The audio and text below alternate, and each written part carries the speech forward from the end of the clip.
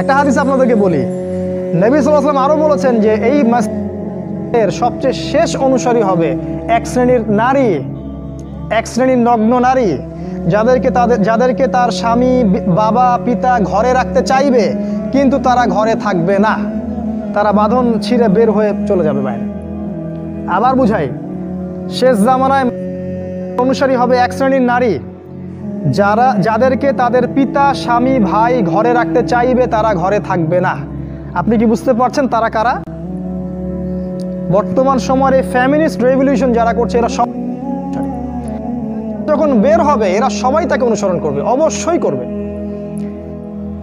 একটা কোভিড-19 যদি সবাইকে একমুখী করে ফেলতে পারে না, যে কত ভয়ঙ্কর হবে সেটা চিন্তাই করতে পারবেন না আপনি। একটা খালি হুঙ্কার যে মূর্তি স্থাপন হবেই, যে এর বিরোধিতা করবে তার বিরুদ্ধে রাষ্ট্রদ্রোহের মামলা দেওয়া হবে। সারা দেশের মানুষ ম্যাক্সিমামই এখন ওইদিকে অনুসরণ করছে।